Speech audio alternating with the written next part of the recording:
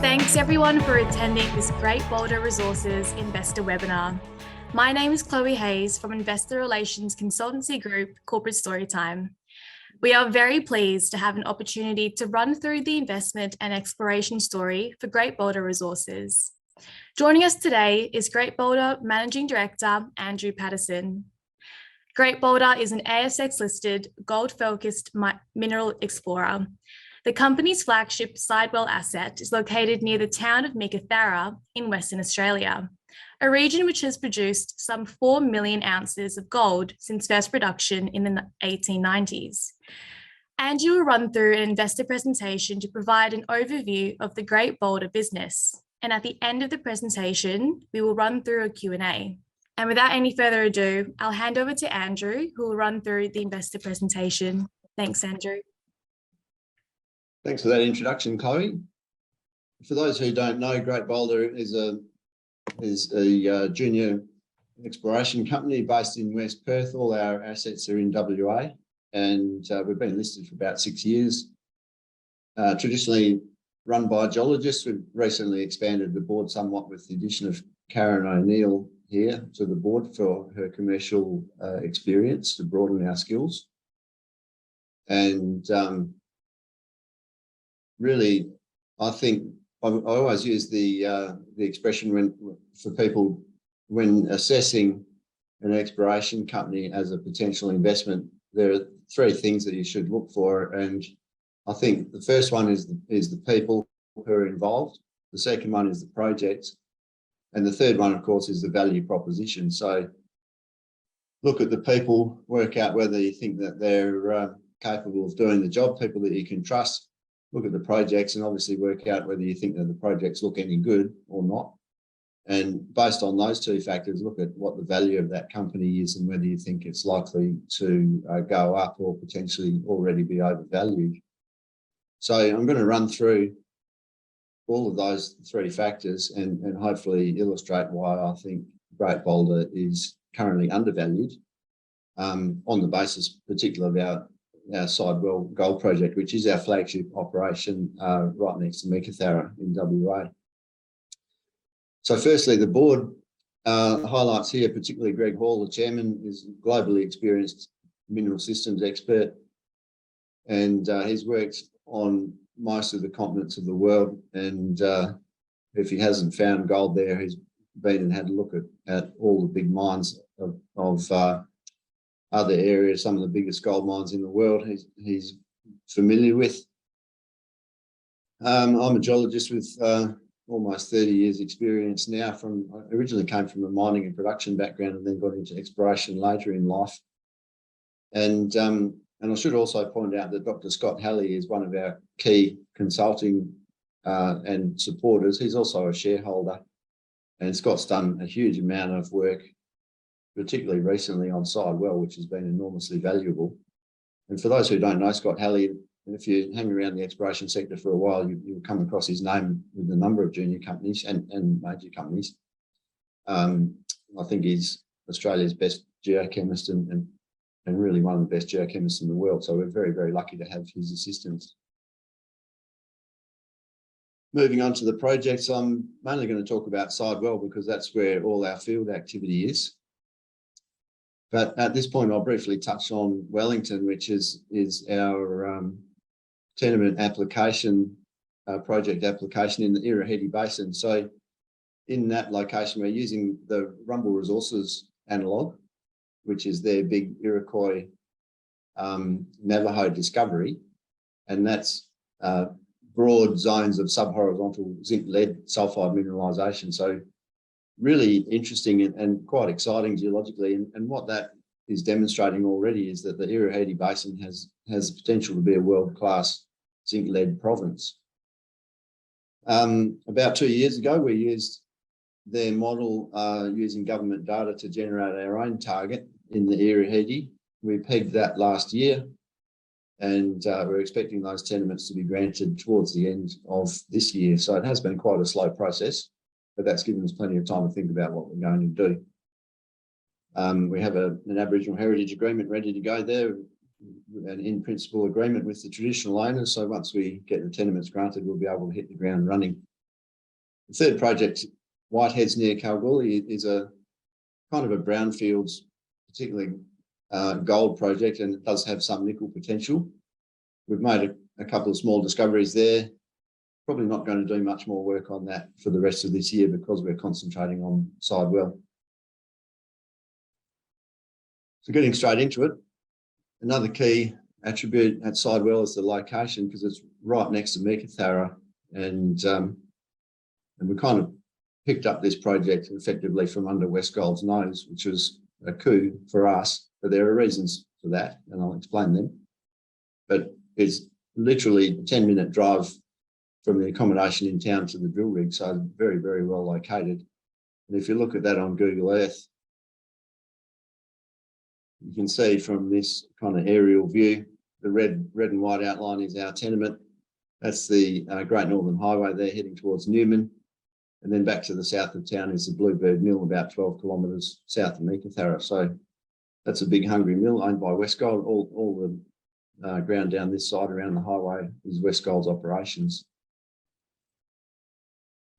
So we've got a lot of targets there. This is a look at the regional gravity data at Sidewell. And the project was really largely unrecognised in terms of the potential there for a long time. And although some of the discovery holes at Mulga Bill were actually drilled by Western Mining in about 1995, no one really gave it too much kind of importance. And part of the reason for that is that there's a large blanket of shallow alluvial cover, particularly coming down over the southern and southwestern part of the project. What that means is that there was no surface geochemical signature of the underlying mineralisation. So that's one reason it was never recognised in the early days when the prospectors came through and first found Paddy's Flat. The other reason is that it's in a big, thick package of intermediate felsic volcaniclastics. As you can see from the magnetics, there's no mag signature in there to indicate anything interesting going on structurally. And historically, all the gold that had been discovered in the Meeka field was up this west side, particularly around the banded irons and mafics. And so there was this kind of historic view that all the gold was around the bish, the banded iron. If you follow this stratigraphy around, it does fold back down the east side and eventually goes down as far south as the Gabonintha gold centre. But really, everyone said, well, there's no gold in the middle. And obviously, we've now proven that wrong. So the Mulga Bill corridor is 6 kilometres long now. That's now made up of 3 prospects, being Mulga Bill, Loaded Dog, and now Flagpole at the southern end. We haven't really closed it off in either direction. And in fact, a large part of our current field activity is to make sure that we know where the best bits of that 6 kilometre trend are and concentrate on them. As you'll see, we've already identified some extremely high-grade areas and we're doing a lot of drilling there. And then more recently, we've made this ironbark discovery, which is brand new, and that's about 1.4 kilometres to the east of Mulga Bill, and it's quite different. I'll go into that in a second.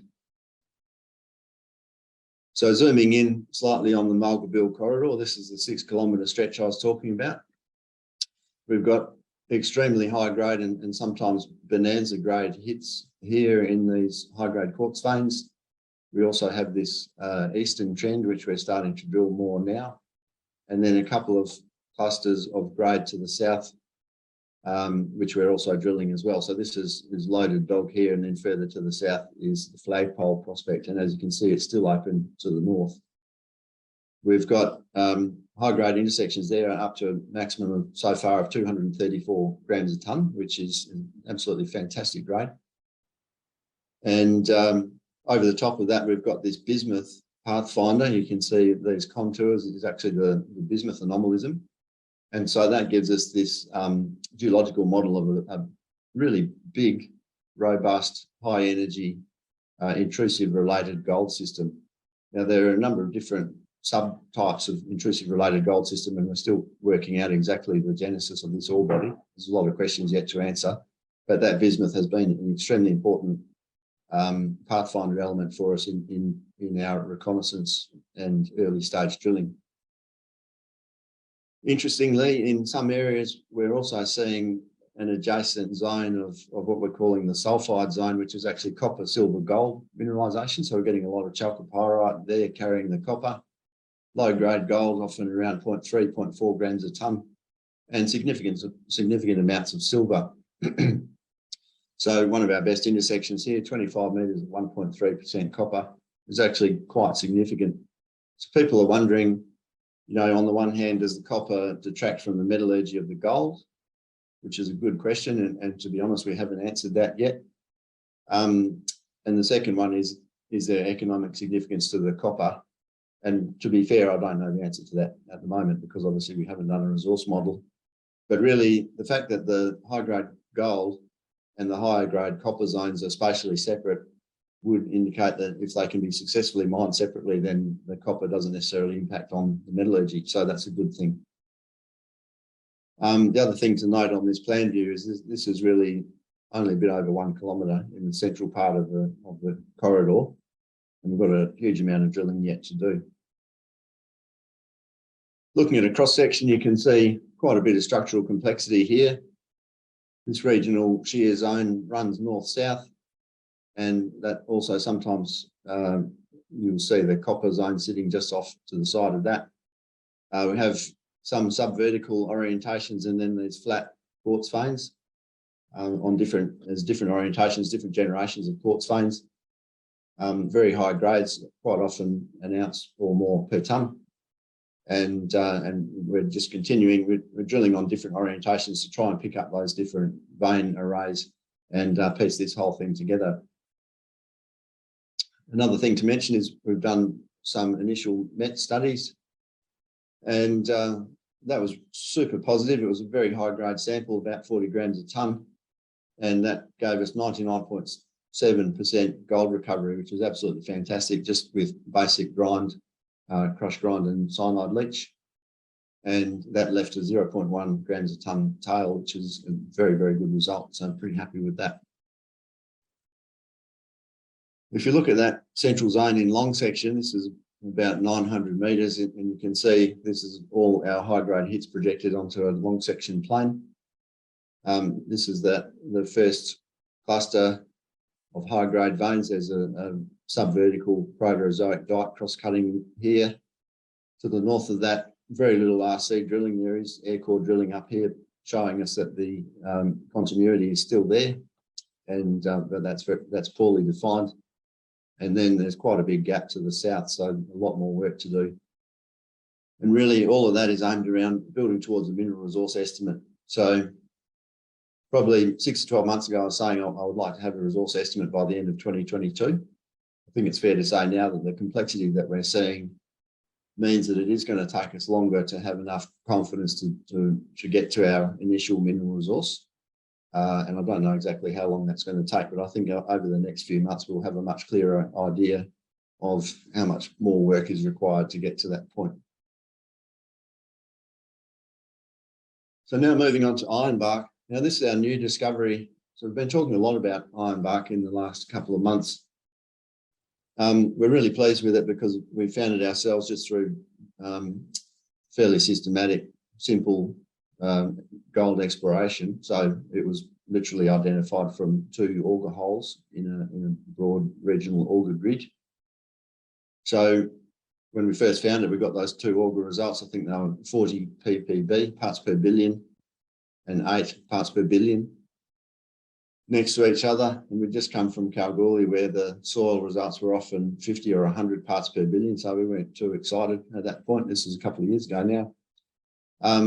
Last year, we did some air core drilling on those two samples and realised that there was an underlying zone of gold anomalism. And then earlier this year, we finally got there with an RC rig, and these are the results that we've found. So they're absolutely stonking grades. Anything, 12 metres at 10 grams a tonne, that's a high grade underground type mining grade. That's an absolutely fantastic grade. There's plenty more of that. These look like orogenic style shoots of high grade gold associated with the geological contact. So if you look at that on plan view, getting geological for a minute, the kind of mauve colour here is the ultramafic package, and within that we've got mafics, which are essentially basalt. And mineralisation is focused around the contact between those two rocks. So ultramafic is quite a plastic style of rock. It deforms quite easily. Basalt is much more brittle. That contrast gives you a really good focal point for gold mineralisation if there's any deformation in the area.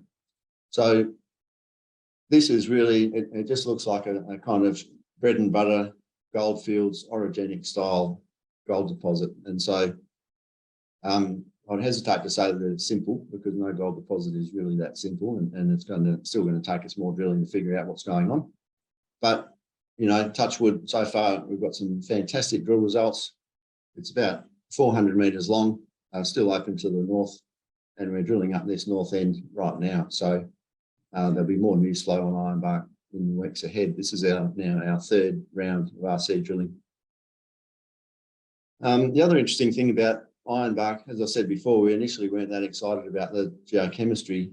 It took us a while to get around to drilling it. But looking back in hindsight at the success we've had here, we've already got other geochemical targets that look quite similar in that same data set that we've not yet tested. And then beyond that, we're now building our geochemical coverage down to the south over the same stratigraphy. And that's about a 7 kilometre stretch, or a bit over 7 k's down to the southern end of the tenement. So really huge potential. I'm pretty excited, and I'd love to be talking to you in 6 months' time and have another 2 or 3 of these on the board. In cross section, as I said, the structure lithology stratigraphy is quite simple.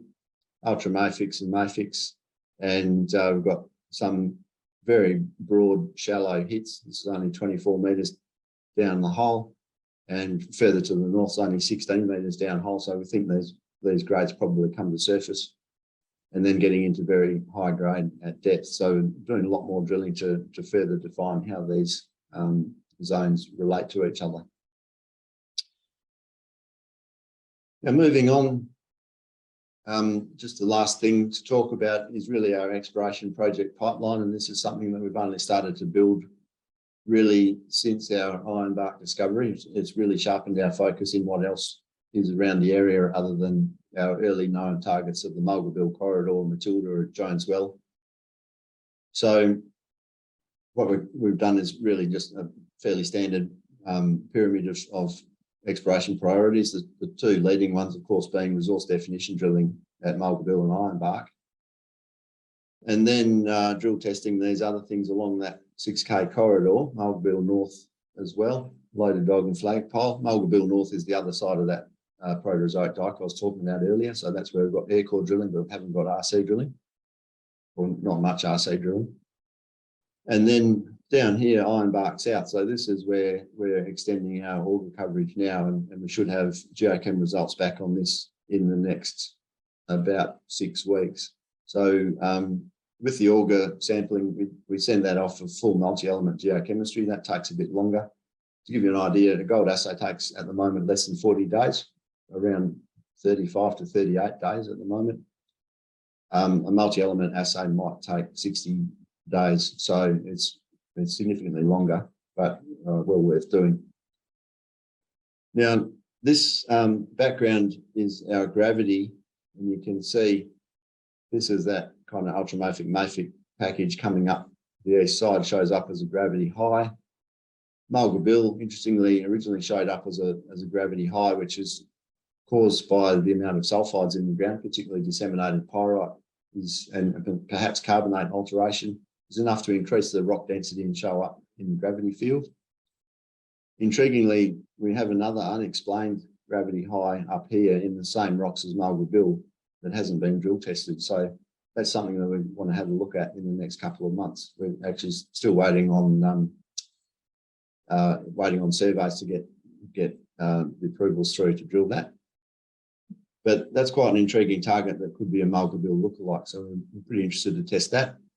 And then, as I said earlier, all this Ironbark stratigraphy, the mafic ultramafic package coming up the east side of the syncline is a high priority target to find more Ironbarks. So now if you look at that, this is the exact same data, but just looking at it in colour, you can see this ironbark stratigraphy shows up really strongly, and that really highlights this other Mulga Bill analogue. So yeah, very keen to look at that. And lastly, looking at that with all drilling, most of this drilling through here is ours. As you can see, there's kind of 1.5 lines of historic drilling. And I think this dates right back to the early days, sort of mid-90s, which is as early as drilling goes in this tenement. I had a look at this data again yesterday, and it's all incomplete. So we don't have full assays on this data. We can't see any multi-elements. There's very little gold information. So you would have to say that this is ineffective drilling. It's often only about 30 metres, and we're seeing the bottom of depletion at Mulga Bill around 60 metres. So you know, you'd have to say a 30-metre hole is completely wasted.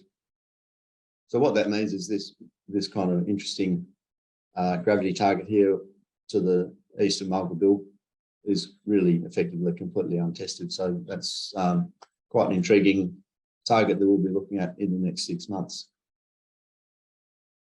So just to finalise, really brief look at our corporate structure. 423 million shares on issue is not too bad for 6 years.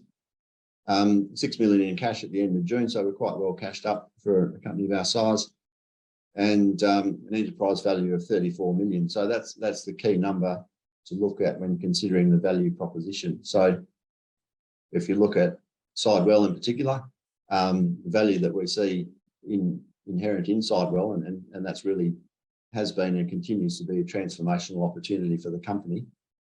And then further looking at things like Wellington, with the real greenfields or blue sky potential at Wellington, both of those projects alone could be transformational for Great Boulder. And in that sense, this is why I think, in terms of a junior speculative stock, I think it'd be hard pushed to go past GBR as a good investment.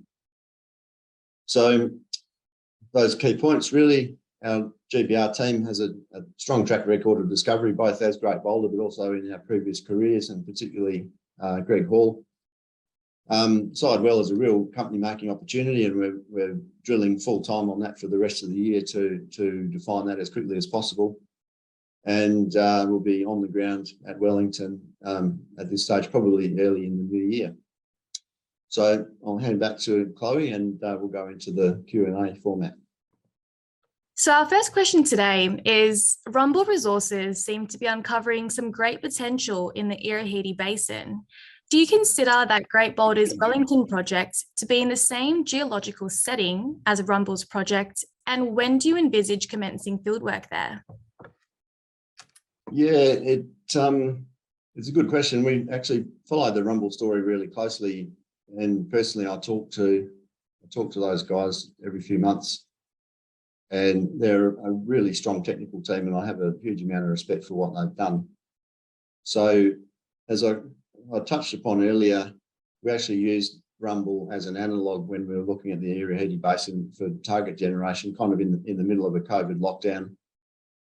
Dan and I were here in the office, we couldn't go anywhere else, so we started doing target generation, and Scott Halley said, why don't you look at the Irahidi and look at what Rumble have done? And we used government data to generate what we think is an equivalent target. So that's all public domain information. So that gave us, to answer your question, that gave us a target over the same geological unit as the Navajo deposit, which is the Frere Formation, but they're not actually targeting the Frere Formation, they're targeting the carbonate units at the base of the Frere Formation. So the difference between, say, Rumble's project and our Wellington project is that our Wellington is perhaps in a deeper part of the basin. The Frere Formation may be a bit thicker there.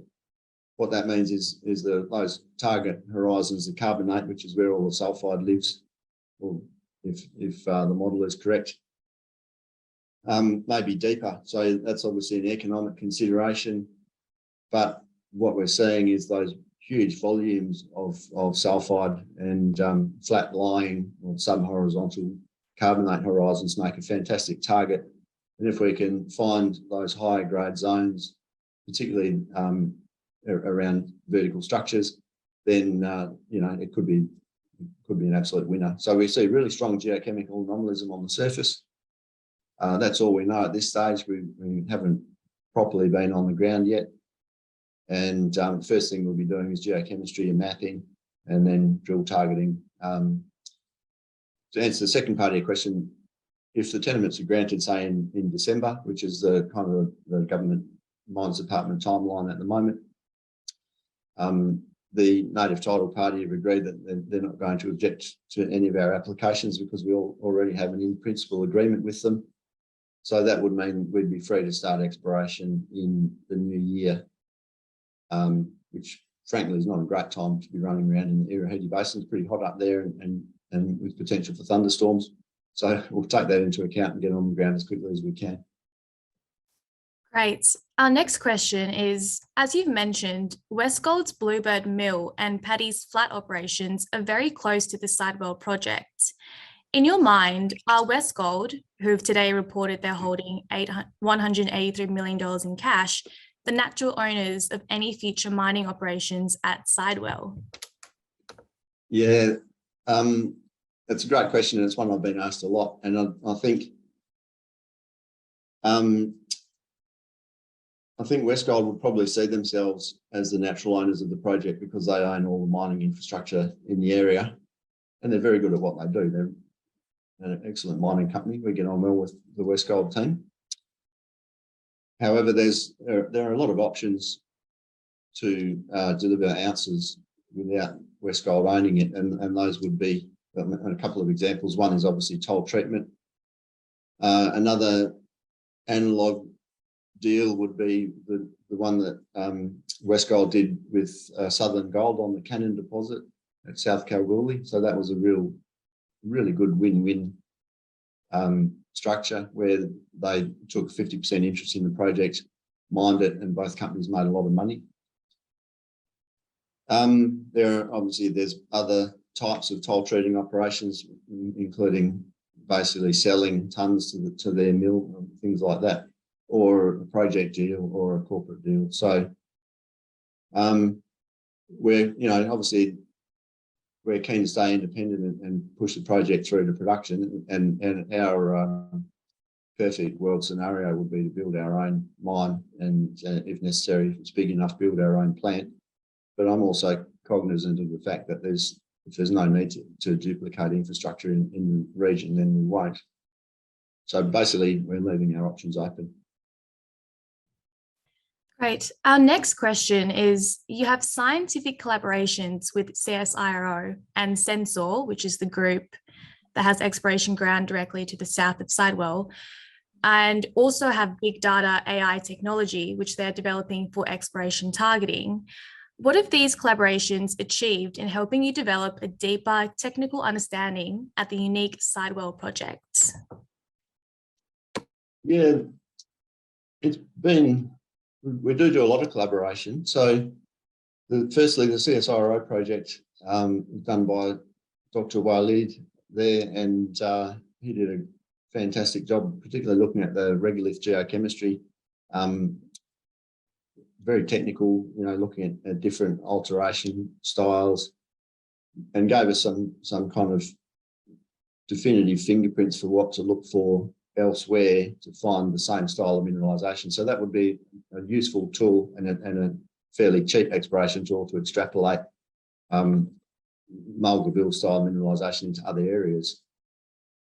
The collaboration with Sensor is quite different. So at the moment, it's been restricted to geophysical data. So we've shared or pulled our geophysical data with them, and that gives us a better regional synthesis of the geology.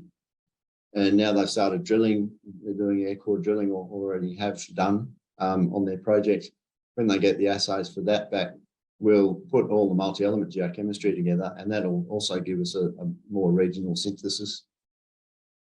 And we're looking at doing the same thing with other companies in the area. For example, the Mika Gold guys at Andy Well We've spoken to Westgold about it, but unfortunately they don't have much of this type of data because they're mainly concentrating on mining and also Peak Minerals further to the south. So trying to build up a big regional picture of what's going on in the middle of that syncline, which is where Mulga is. One interesting point on Sensor and their machine learning technologies, it actually predicted ironbark before we found it. Now, I only found out this quite recently, but they sent us a map showing that they had ironbark as a target polygon in their machine learning data cube. So that's pretty impressive. We had no data over that at all. So that's a tick in the box for them. Sounds promising. The next question is, for a small company, Great Boulder has a number of female executives and board members. Was this by design, or have you simply found the best fit for the company's technical and corporate requirements? Yeah, it's definitely a case of the best fit. And in terms of corporate, we're 50-50. There's 4 directors on the board.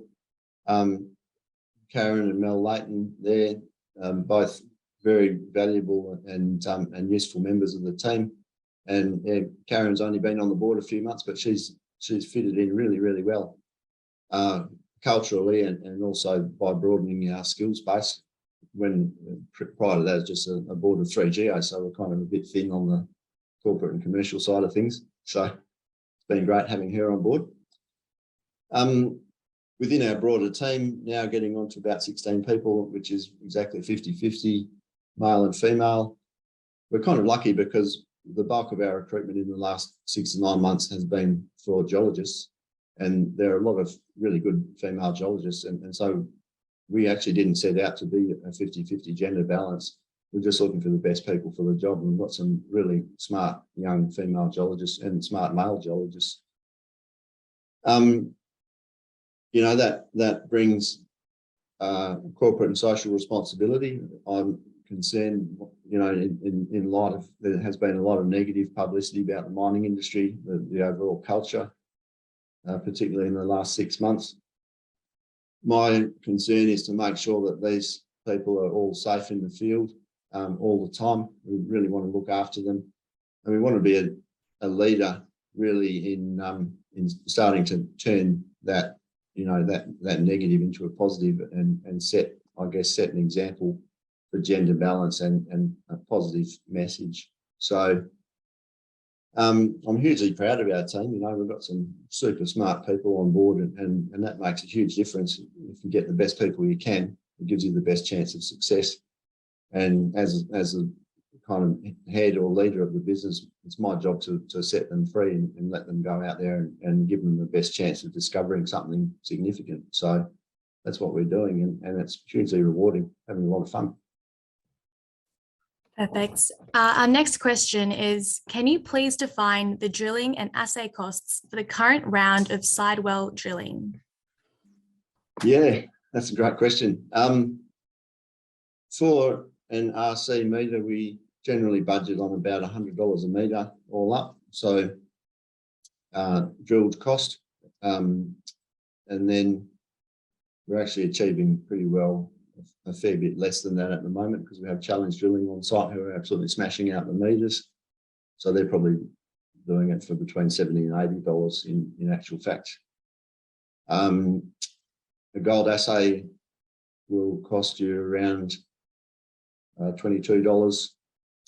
And then if you do multi-elements, it gets quite a bit more expensive. So, for example, through that sulfide zone at Boulder, where we have to assay for copper, silver, and the other base metals, and we try and also assay for bismuth, that becomes quite expensive. So we need to try and reach a happy medium of assaying everything for gold and then only doing targeted assays on multi-elements to try and reduce that cost.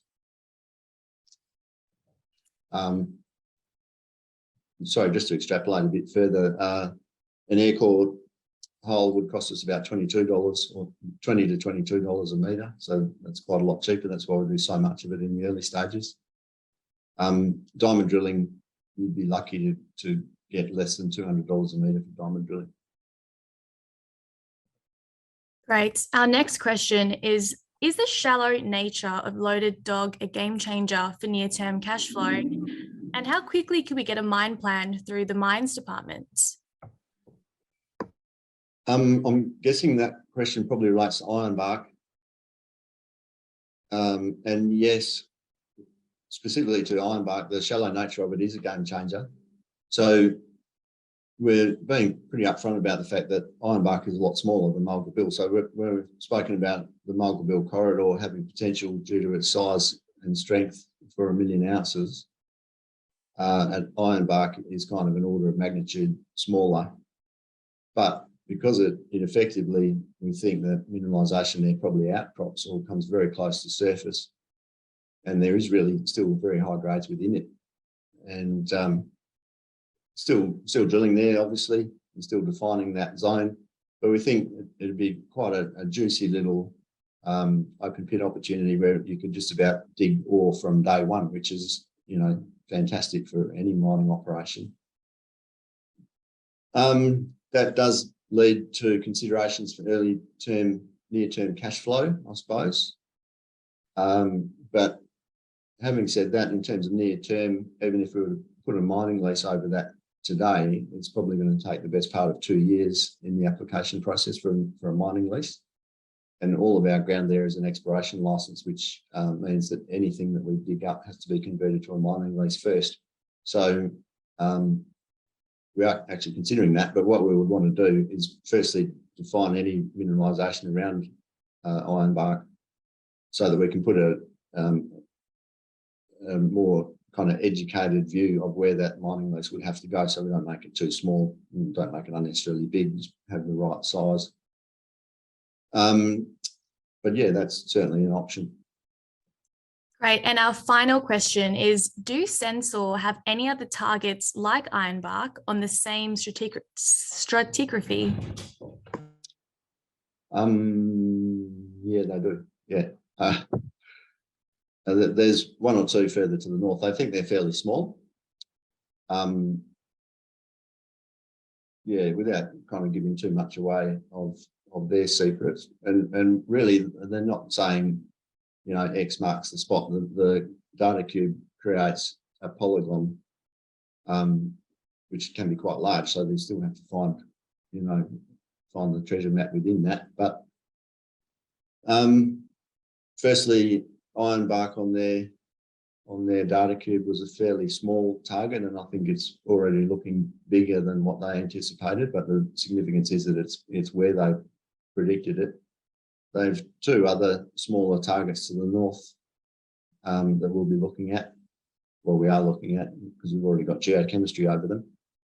And personally, I think the same horizon to the south, that 7K area that we haven't looked at yet, has exactly the same potential, and we have contemporary reports of prospecting right through that area. So we knew that there had been historically gold nuggets recovered in the Ironbark area, so that's an indication, I suppose. You always take that with a grain of salt, but we're seeing the same kind of stuff happening further to the south.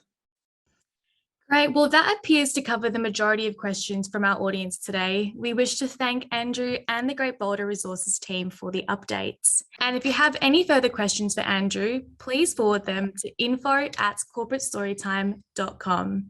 Thanks everyone for attending, and thanks, Andrew. Thanks very much. Thanks, Chloe.